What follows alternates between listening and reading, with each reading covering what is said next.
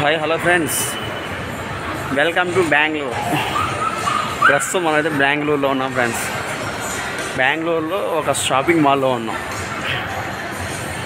ఈ shopping mall మాత్రం మామూలు లేదు ఫ్రెండ్స్, హైలైట్గా ఉంది. అబ్బా అబ్బా,